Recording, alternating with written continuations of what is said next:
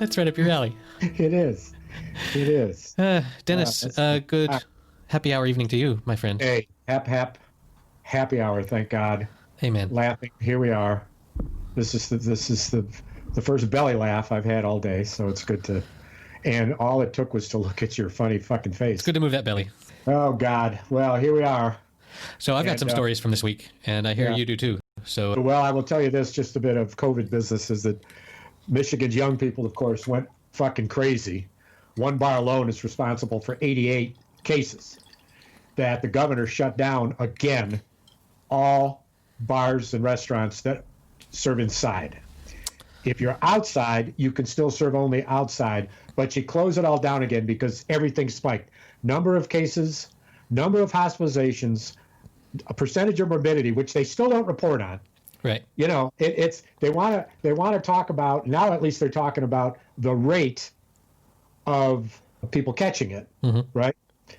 Which is important, but it's more important what percentage of those, what's the rate of those who have to be hospitalized? In other words, more are getting. Is it more serious or less serious? Is it weaker? Is it stronger? I know I've ranted about this before. This is such fundamental data that we know they have it, and yet they don't. It's like more than what we can handle when we're just as thirsty as we can be. I'm so thirsty as I could be for facts, and I'm not getting any. I think I'll drink a Smithwick's instead. Smithwick's red ale, Irish made. Oh God, it's good.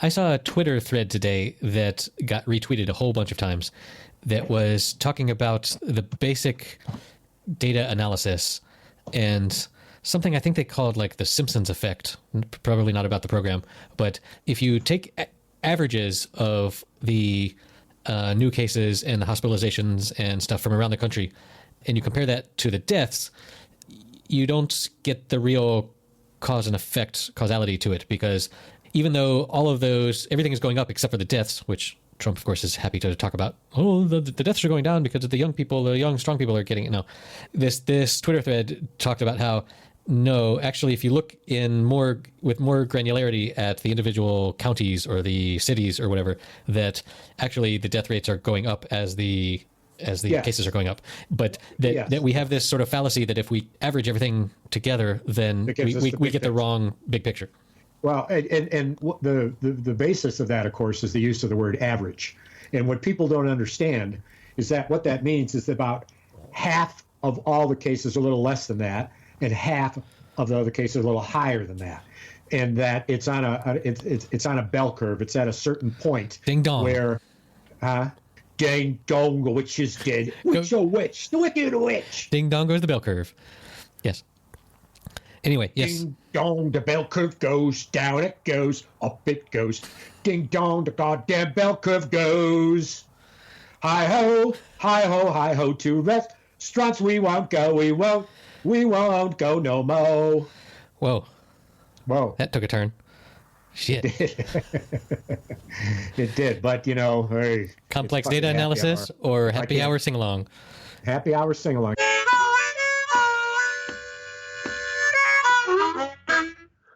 Hey, I talked about Mitch Miller growing up in the 50s with Mitch Miller. And Mitch Miller, you've said to me before, well, you know, it's interesting. One episode I ended doing a little bit of the tune for a Beach Boys tune, and you told me later that you couldn't believe that it was exactly the right key. Yep. Well, this is why in the 50s, when I was 6, 7, 8 years old, learning to read, could follow things of that nature, whatever age I was, then whatever acuity I had. Mitch Miller had albums that I could read, that they had a booklet in them, and in the booklet, the little notes went with the words. So you could hear it and read it, and if you understood up, when the notes go up, it means your voice is higher, but you can hear it, so you don't have to make it up. You don't have to read the music, but you learn it. Mm-hmm. And so when you watched it on television every Sunday, and the people came out to sing the song that Mitch Miller was directing with his little baton, like Lawrence Welk, except very different, Mitch Miller and Lawrence Welk, but the same type of conductor, their job. But on the TV, while they were singing, it came up on the screen, and there was a bouncing white ball that hit the right part of the word with the music. And that's how I learned to, in a very young age, in the 50s, read and basically be able to read, basic music and understand without knowing anything about it, pitch and tone and nuance. Very cool. And kids can mimic. That's the first part of learning, I think, unless you're Macaulay Culkin. And in that case, that's all you ever done is mimic. Okay, well, that will be in the show notes. I've never heard of Mitch Miller, but the Wikipedia entry will be. So just before we leave that, and then we may never come back to it again, but one of the tunes I sing to my granddaughter, but I have to change the lyrics, and of course change the name to suit my granddaughter, but it goes, Rosie, Rosie, tell me your answer true. Yep. I'm half crazy over the love of you. That was a Mitch Miller. So I know that song. Imagine on the screen, it won't be a stylish marriage, and the white ball going so that you could read it and hear it, and you've got people singing it, etc. Yeah, I think that technique of the bouncing ball has less so in recent years, but I think it's ubiquitous enough that most of our 4 listeners will have seen something like that. And well, I don't know, and if there's been much of an improvement in that. No, I mean, you've got karaoke, but karaoke is not for that. Like the way the bouncing ball is very nice in accenting the rhythm, much in the way that I guess the conductor's wand would come up and down. Yes. If the thing about the bouncing ball and focusing on the words rather than the rhythm, without even knowing it, the rhythm is there too. You are singing right the words, the tune, the syllables, and there's all sorts of rhythm to it. Right. But you're feeling the rhythm, but you're not even thinking about it. You're just because it's the words. Right. You want to know you get the words right. But anyway, so it would only be better. Wow. If you could also smell something different, right? Because smell is the strongest sense and the one that you remember most strongly, because when you do remember smell, if it's strong enough, you will actually smell it again. So here's the thing. We sell this thing that when it hits the word, the white ball hits the word, a poof comes out of your microphone or your computer. Somehow you'll figure that out. And it then affects you, and you learn the tune. Well, I mean, I've got an idea for the perfume that comes out when we sing Rosie Rosie, but the rest of it, So it may be that let's say that there's a back rhythm that to Rosie goes. Now with that going on, when it goes that's one smell. The thing about smell, and it might be is a flowing smell like lemon. Sweet lemon through that, and then when it goes to the next verse, but the chorus, right, is one smell, and that's better doable than with actual notes. The problem with the olfactory system is you have what you call habituation, where you know how you go into a place and it really stinks, and then you're there for a couple minutes, and then it doesn't really bother you anymore because it's coating the inside of your nostril, right? So the urine and the fecal odor of the grotesque bars that we've been to. Well, if you go into a lovely botanical garden, it's lovely when you enter, and then after a while, you don't notice it anymore. So I think I don't know that our brains are that good at detecting discrete odor differences. But the other thing is that, of course, it causes a literally, I mean, you aren't going to create a app that makes the shit come up through the microphone, but if you had an instruction booklet and you pressed a certain color at a certain time that you got a certain odor, you might in one song have only 3 different odors, which just reminds you of the words. And you sell it with a kit. And when the screen turns red, you pick up the red thing that you got from the kit for this thing and you hold it to your nose. And then when it turns green, you pick up the green thing and you hold it to your nose. Or no, it poofs out. You don't hold it to your nose. It poofs out. It's got a little technique to it where you just press a button, it poofs into your face, and so now you're reading it, you're seeing the balls, you're getting the smell. It's the whole experience. Okay, so would learn it right away. Now that we're all wearing masks all the time, maybe there's sort of a thing that you put over your mouth and nose when you're playing the song on the app, and it's all just little micro doses of stuff that's getting poofed off into you. We make a new mask that has a kazoo sticking through it. sealed. Right. So that now when you're speaking and you're trying to speak, Right. you can punctuate your speech with any sound of a kazoo. Okay. So you say, "How are you?" And instead you do the kazoo and it goes, right? Hey. Kazoovid-19. Kazoovid-19. Yes. Out of Kalamazoovid. Yes. We've got this. Kalamazoovid. 19 different tunes, 19 different ways to say, I wish it wasn't true. Oh, God. We'll get in trouble with this. You can't make fun of this shit. It's too fucking sad for too many people. We need we need some marketing help on this project, but it's a thing.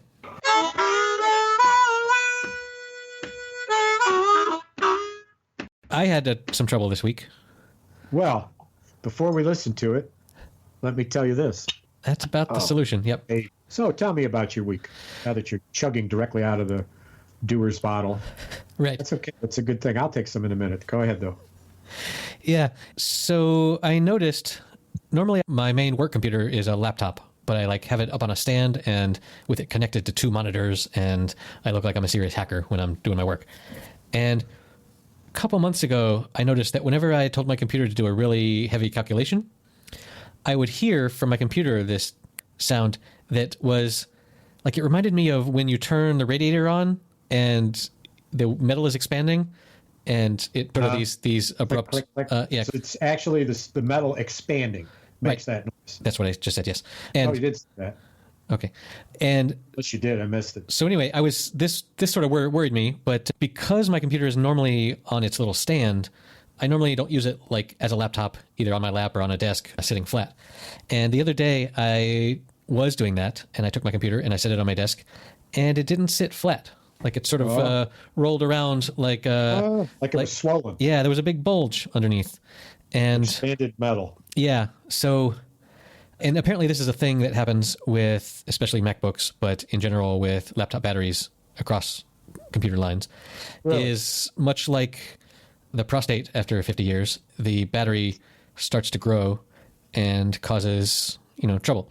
So I reached out to Apple support and I said, hey, my computer no longer sits flat because from Googling, it looks like this is a thing that happens when the battery expands. Right. And Apple support wrote back to me, oh my God, turn it off. Do not turn that computer back on until you can get it looked at, because it will burst into flames. And there are videos of a dark office with some computers and a laptop there, and the laptop just bursts into bright white fire. Batteries sometimes will do that. Explode, right. Yeah. And so I was like, happens to people. Right. Well, spontaneous combustion, right? Yes. I'm sure you have some stories about that, but we'll save that for later. Yes. And so I immediately turned it off and called up the local Apple place. And by local, I mean it's a 2-hour drive away. Yeah. And they said, yeah, we can fix it for $600 or something. Yeah. Well. And, this is a $3,000 computer. So that's, 20% or whatever. And so I was like, yeah, okay. Anyway, so I was going to have to go and drive there. But my wife, who had taken this week off of work, in theory, to be with us in America, but not so much in practice, because you canceled. Right. She said, well, actually, I have a thing I want to do in that particular city. I'll take it for you. And so she did. And she got it done in one day? Yeah, she got it dropped off. She got it dropped off in one day, and they said this is going to take a week. So stop's working good here. So what? Working just fine. Yeah. So I went back to this older laptop that is tiny. It's the smallest MacBook that Apple has ever made. It's super cute. A lot of the Apple pundits call it the MacBook Adorable because it's just so cute, but it's really underpowered and isn't that powerful of a computer. But if portability is what you're looking for, it's the way to go. So anyway, that's what we're recording on now. We will see if this works. It's 12-inch, I think, is the measurement. So, but this thing is super thin. Oh, okay. It's impressively. I know it then. I know what you mean. Yeah, right. So and there's only one port. Apple was like, fuck all the ports. We're just going to put one port.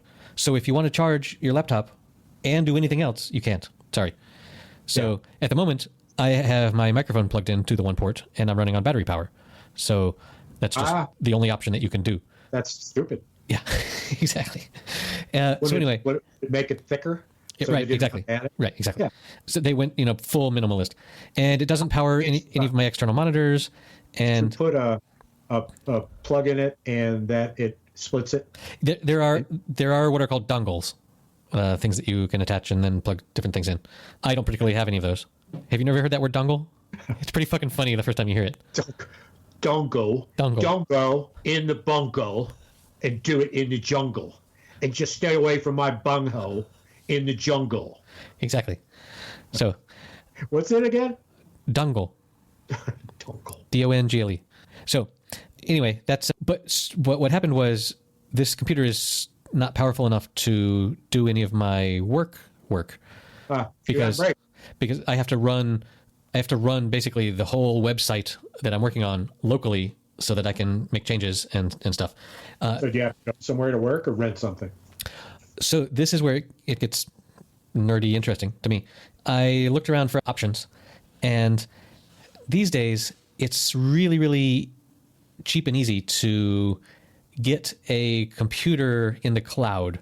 And oftentimes it's not a physical computer, but it's a virtual computer that they're mini running on the same machine. And they can create this like entire server that you control everything about, and it's like you had a computer. Back 20 years ago, when you wanted to start a website, you had to go and buy a computer. Normally, they're these like flat ones that go into a rack, and then find a rack that you could rent space in and plug your stuff into, and then pay for that bandwidth and stuff. And these days, you can go and for as low as like $10 a month, have this computer that you can then connect to and configure however you want to do whatever. And so I looked into this, and it turns out I happen to have some credits with one of these companies that provides this. And so I was able to set up a pretty sweet little virtual machine that I can then connect to. And I set it all up to run the website and stuff that I work on. Through your computer. Through my weak computer. So your weak computer goes to the Starburst cloud and my capability. My commands that I type are being run on the supercomputer, right? Wow. But then there's a way for me to actually connect my development environment such that because modern day development environments do a bunch of stuff where as you're typing, it makes sure that if you think that a variable is a number and it's really a Boolean, then it will immediately tell you, hey, you're making a mistake here. Anyway, that can actually run on this strong computer and then just display it to me on my dumb computer, which is pretty freaking cool. And it really calls into question, like, there's clearly a future where we go back to the original dumb terminal, where the thing that we're typing on is just a screen and a keyboard, and the actual processing is happening somewhere else. And it really calls into question the need to unplug your memory drive from your dumb terminal and take it to a real computer, hooked up, and go from. That's what we do in prisons, so that the prisoners don't have access to the internet, but they do have access to computerization and learning. Interesting. It's the third one of three primary skill sets that are related directly to rehabilitation, and it's called finding information in the information age, and it's right behind reading and math. Wow. It's actually the third chapter, if I have this right, of GED, which is, and there's like 16 of these. Yes, question? Should you maybe close that door so we don't hear your family? Question. Slam. Yeah, so that's been my week adventure, and it's a learning adventure because it's like, if I can rent a really strong computer out there somewhere, then not only does that make my hardware needs a lot lighter, but it means that I can work from anywhere, right? I could go and I could go to your computer and fire up my development environment and be productive in a way that... in a cloud environment, and the accessibility and the dexterity, the depth, the breadth of it was astounding. And we could create what I would call file cabinets, and then drawers in the cabinets, and then personal files in the drawers, so that people understood this is where you found the case notes for prisoner X, whatever, right? And so many possibilities. But the people who work for the Department of Corrections wouldn't do the work to put the stuff in there. They wouldn't learn it. They wouldn't do it. They failed to create a rule to do it. Mm-hmm. The supervisors didn't make people do it. We went through it twice, and all they had to do was go to the cloud and double click and enter and type. Just double click and double click and double click. And there's a form on your screen, and it says notes. It says date. Type in the date. And total lack of discipline. You and I, and so many people, maybe some that are listening, one of the 2 or 3 out there, who can't understand that because we're so in love with technology and with the capability to just fucking click around and learn shit. You know, one good click deserves another. Amen. And, Amen. One good click deserves another. Hey, is there a song in there? It's on you. Hey, how you doing with your electric guitar? You playing it at all? I just wanted to go back briefly to a lot of the technical support that I have to do for family and friends boils down to read what it says on the screen and do what it says. Like, people are just like, oh, now what do I do? It's like, well, does it say, is it asking you a question? And are there 2 possible answers? You know, it's just the unwillingness to interact with the thing. Yeah. So I created a form, and this is old school, but obviously you can interpret it into immediate improvements with the current technology. But picture a Word document that is it's a box. It's 2 boxes, and it's on the screen. And the more you type in the box, the bigger the box gets, and it goes page after page. It's just a Word document. And in one box you can't do that. It says date, and then the box under that it has notes, and then there's things you can click and check and write. I know about forms. That's all they had to do. This was online. Go there, have a meeting, and in the box that says question 1, read the question to the people who are there. Write down what they say. Record their answers below. Take notes, and then later go in and clean it up. But here are the questions. Take 2 minutes on this one, 3 minutes on this one, and you could work through a 60-minute agenda. The fidelity to that plan after 12 years is fucking 0. Nobody followed that. Nobody. Wow. And how do you make it easier? Just turn on your computer, open the file, type in the date, and then write in the words.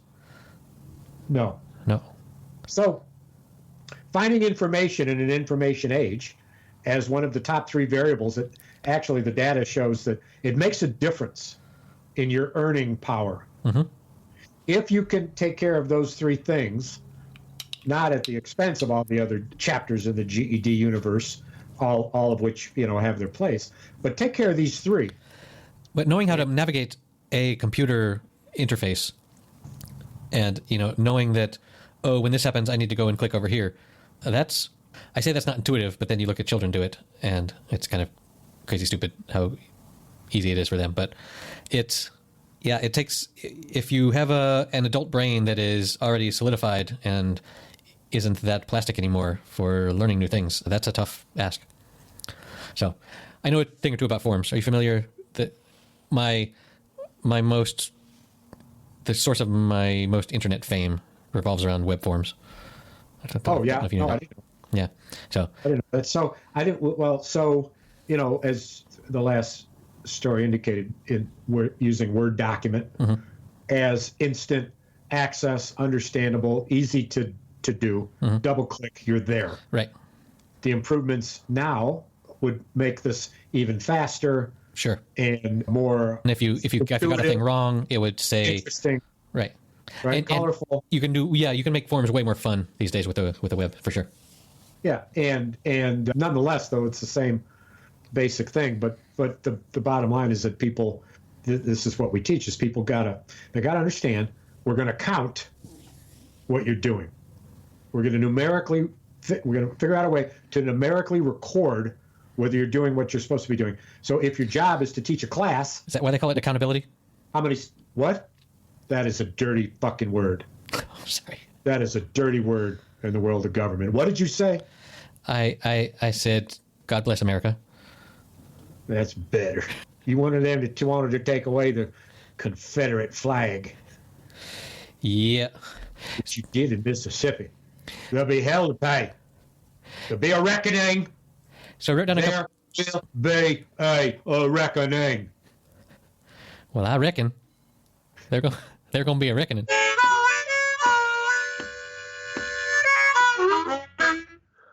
So I wrote down a couple of the things that you sent me over the week that I watched while I was waiting for you to arrive.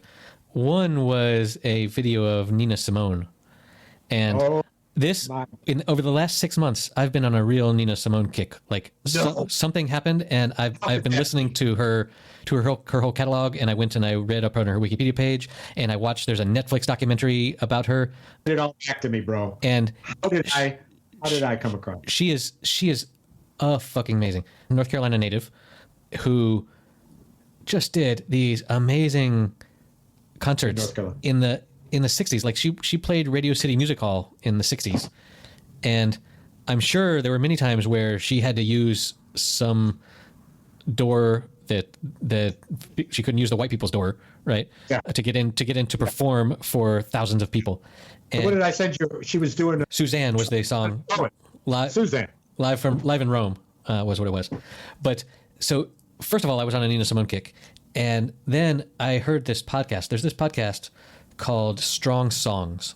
It's this super music nerd that takes pop songs, but they're often pop songs that you might not have heard of, and goes on a really deep dive into each of the sections of the song and each of the instruments in the song and what they're doing and how they combine together to make the song stronger. Hence the name Strong Songs, I imagine. There will be a link to this podcast and this episode in the show notes at happyhour.fm/066. But he did an episode about Nina Simone's live performance of Sinner Man. Oh. And it is amazing the way she, like, and then later, like in the documentary, she says the truest freedom I've ever felt was being on stage and just being one with the music and just in that total flow state of letting everything go and being the music. So in the video that I sent you, the link I sent you when she's singing Suzanne by Leonard Cohen, her movement in the song becomes extraordinary, but it's always fluid. And the song is something that she's building into. And at one point she gets to the point where she just wants to pull the mic out of the mic stand and just start to twirl with the hand in mic and the cord. And she looks at the side stage and she's singing and she says in the song, "This mic doesn't come out, does it?" And she I don't never recall that moment. misses a beat, right. And she continues with it. And then what she does with the fact that she can't remove it from the stand, she immediately adapts and goes into a rhythm. But that strange moment, side stage moment, when she glances over, it was so striking to me because I realized, oh my God, what's coming next? And what she ended up doing at the end of the song, with the reality that she couldn't hold the mic without the stand, it adds to it. Nice. And Leonard Cohen, of course, smiling down from musical heaven, and just loving the fact that we're discovering this. Right. And he'd be the first to say, it was the shit. It was better than anything I ever did. Yeah. He would say that. He would say that. She was just amazing in everything. What I did notice from that video was one time she moved really far away from the mic and she was singing back here, and it just sounded okay, but she was further from the mic than she needed to be. And it was just impressive. So I will share that with people. Oh, and it's just fabulous in black and white. I mean, it's kind of a reminder of how, as you said, she said, it's so that music is immersive. And when we realize as we listen to her and watch her, particularly in this case, watch her too, because I don't think there's a way to imagine this. If you've seen it and then you hear it, you certainly can imagine it because you just remember it. Right. But without saying it and listening to it, you wouldn't have the idea. So the visual aspect of it is commanding. But as we see the degree that she's immersed in it, so do we. And as we do that, we end up, like her, in only one place at one time, which we don't ever do. We're always in 2 or 3 different places. Something's gnawing us to take us to the next minute, something gnawing us about what happened in the last minute, and then right in the middle of it is the here and now. And we're there, we have to be there, but we're never fully there. We can concentrate and try to be there. We can meditate. That is the goal of meditation. Yes, of course. And we've said before, we've spoken before about there's things that help us there. Mm-hmm. Waves, the blowing of wind through leaves, the crackling of a fire. These are things that for time immemorial have helped people. And why do people all gravitate to that and love that is because it is at the essence. So when she sings and takes us there, we have that, and it's the same reason, because all of these things, the waves, the sound, the rain, the wind, the leaves, they all have a rhythm. And that rhythm may be syncopated or not syncopated. It may be surprising or it may not be surprising. But no matter what, it's very clearly something that we understand and we can go to and we can feel. When we get there, we're happy. What helps us there? Killian's helps us get there. Any legal beverage of any kind or substance abuse. This episode has been sponsored by. Yes, right. And talk to your company, by the way, about a sponsorship. I'm serious. This could be good for them. Okay. We got to talk offline about that shit. But you know what I'm saying about all this? So yes. So back to the purity of the essence, as you said, the purity of that music, the power of that song. I mean, that's why we love it. Yep. That's what it does to us. Exactly. Nothing else matters for a little while. Amen. That's a tonic. True.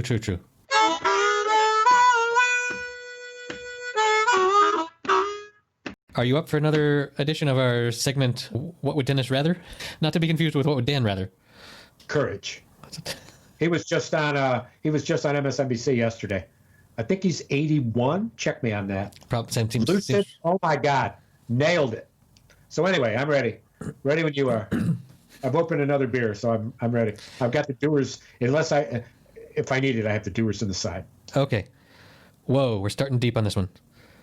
Dennis, would you rather wear someone else's dirty underwear or use someone else's toothbrush? Oh my God. That's dark. Really? It's like, which end do you want to contaminate? First of all, let me say this. You fucking awful person. I didn't write this. You're awful. It's damned if I do. Of course, I know what I'd rather someone wear someone else's fucking filthy fucking underwear instead of sticking something in my fucking mouth, you sick pervert who... Especially in COVID land. Without question. Oh my God. God, I hope it is. Ugh. I might go the other way. I might prefer the toothbrush. You would? Yeah, I don't know. Let's see what the survey says. So we're gonna select your dirty underwear, and 41%, 59 said use someone else's toothbruch. That's when was it done though? Yeah. How recent? Yeah, who knows?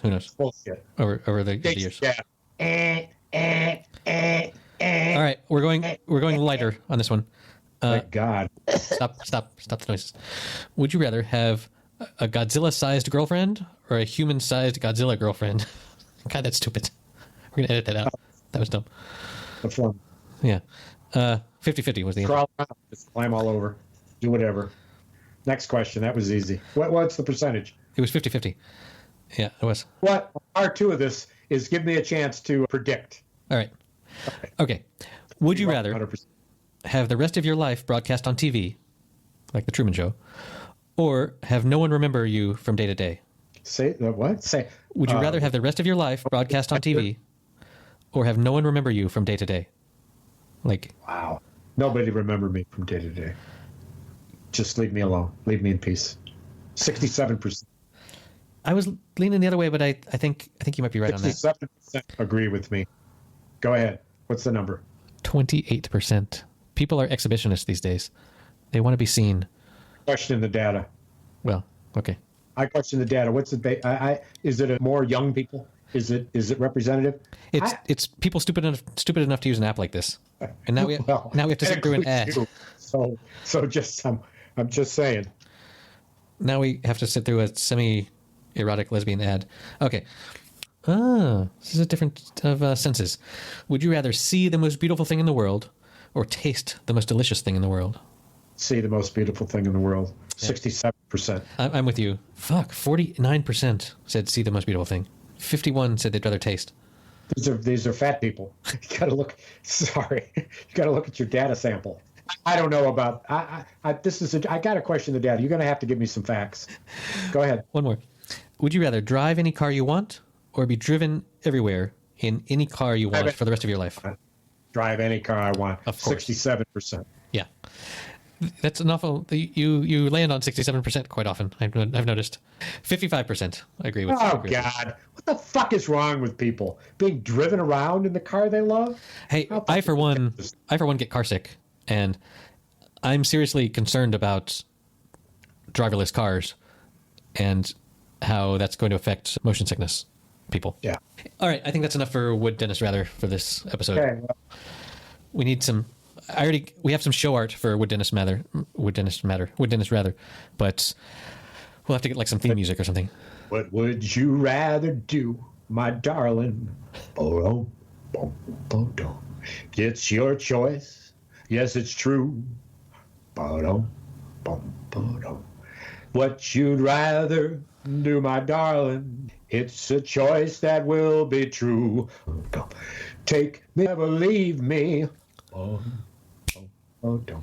Don't you know it's what to do? Oh, and leave me, oh my darling.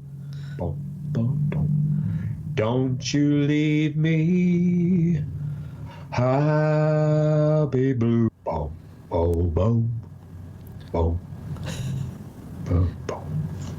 right.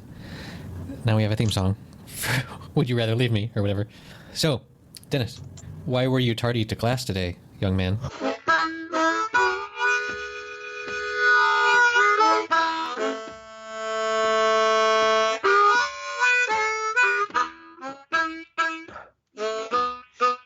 To load up a truck and take the tools and go over and mow a lawn and get in a ladder and remove a bird's nest and then move shit into the garage and then mow the backyard and then load the truck up and then come back and then get ready for the podcast. And here I am.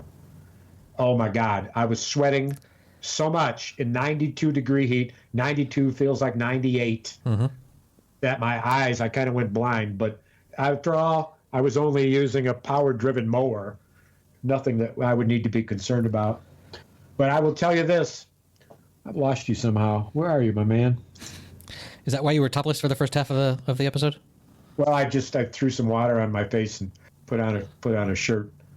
You know, a clean shirt. It's not going to be clean after I'm done rubbing around in it. So my last story of the evening is that I'm going to tell you the car story. So I agreed to sell a car for my son who bought it from my wife who got it from her father-in-law when it was 1995 or 2005. It was a 2004 Cadillac DeVille, and my goal was to sell it.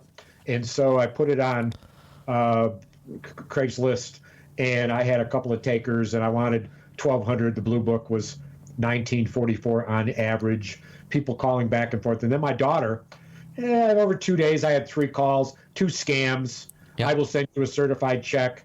I'm at my daughter's wedding, and will you accept the check? The scam, but not much action. My daughter put it on Facebook. That's like a Godfather thing. It exploded. I got 8 calls in 15 minutes. I had 3 people who were on their way over in the first 40 minutes. Jesus. I was selling under Blue Book, a 2004 Cadillac DeVille, no rust. A North Star V8 engine. That seems really cheap. Blue Book, fair condition, meaning blemishes, bangs, some shit leaks, windows don't work, carpets are fucking dirty, but engine works, tranny works, AC works, heat works, some shit wrong, electric, windows don't open, whatever. Sounds like you. At one point, this is what I had to do. This is so fucking weird. Imagine. I had to call people back and say, you are customer number 1. Take a number. If you get here within the time frame you say, no one else can buy the car, but you have to keep your appointment. Then call customer number 2 and say, if customer 1 doesn't decide by this time today, right, you are customer number 1, and I will give you 30 minutes. And then customer number 3, I had to say, call me tomorrow. customer number 4 was very lackadaisical, as was 5, as was 6. Number 1 shows up, buys the car with no minutes to spare. Customer number 2 had driven 40 out of 45 minutes to get here, turned around and went home. Caller number 3 said, oh, okay, well, I won't call you tomorrow then. Sold it. At least you were nice enough to go and tell everybody else that the deal was done. $1,100, 11 Ben Franklins. Had it listed for 12, took 11. They drive away, and I'm cool, and a guy shows up in my driveway. I get a call. I don't know anybody's in my driveway. I'm in the back of the house. I get a call, and I think it's a butt call, so I hang up. I get another call, but by the time I answer it, there's nobody there. I think somebody's giving me butt calls. I look at my list of calls I've received. It's not number 1, 2, or 3. Yeah. It's nobody I know. And then I get it again, and this time I answer it, and the guy says, hey, I think I'm out front of your house. And I walk to the front of the house. I look, I'm sure he's there. He says, I'm here to buy the car. I said, man, I just sold the car. He said, what do you mean, man? I told you I was coming all the way from Grand Rapids. It's 45 minutes. Right. And I said, no, man, I told you had to set an appointment. You weren't even one of the top 3. You're breaking the rules, bro. And I look and I said, shit. I said, I feel terrible for you. You've come so far. And I did, and I explained it. I actually spent some time telling him how bad I felt. You know what he said? He said, oh, it's all right, man. This is kind of what happens. And we're good. Thanks for giving it a shot. And I said, man, you're the best. And I told him more about how it happened. He sat there. He was out in the front. And I hear his wife. Now you're best friends. Whoever, the second driver, because he had cash in hand. And right. And I heard her in the first butt call. I don't know, man. I think there's issues here. I heard her in the first butt call. And I thought, oh, fuck. It's the guy who bought it. It's a butt call from the guy who bought it. And his wife was driving the car home, who I just sold it to, right? Right? She is the one I hear saying, there's issues here, which makes no sense because they're not together. They're in separate cars. But this is what I think. It's just, a flash on it. Sure. But no, it's this other dude. And then I go back and I check my emails or text messages, and there he is. I want to buy your car. When can I buy your car? And I wrote him and I said, I'm available till 3 today, 3 tomorrow on the 4th of July, all day Sunday, but you have to call me and set a time and a date. And then a text message I didn't see. And it said now I sold the car at like 1:30. At 1 o'clock, this other guy just writes me, doesn't call me, nothing specific, responds and says, I'm headed that way now. That meant 45. I didn't see that. He's the dude in my driveway who I had just got positive vibes from, and he drove away. And then later I checked the email, and I think that I was at some responsibility for not checking that. Right. But I don't recall seeing an alert that I had a text message and whatever. I felt bad for him, but anyway, that's my car story. It was chaos. You didn't like offer him a snack or a beer or something? I mean, COVID-19. I already had interacted with people that was trying to social distance. We forgot our masks, and it's like, oh man. So another interaction. My daughter's like, so did you give him gas money? You fucking prick. And I didn't. Well, listen, this has been fun. I've sang you a song. I've told you final story. I got to go, bruh. All right. Glad your computer, could connect here. This was fun. I love you, man. See you next week. Love you, bro. See you next week. Stay safe. All right, that's it for episode number 66 of the Happy Hour podcast. You can support us by going to patreon.com/happyhour. That would be lovely. You can find all the links to all the Nina Simone videos and things like that at happyhour.fm/066. And you guys stay safe out there. Wear your masks. And we'll see you next week.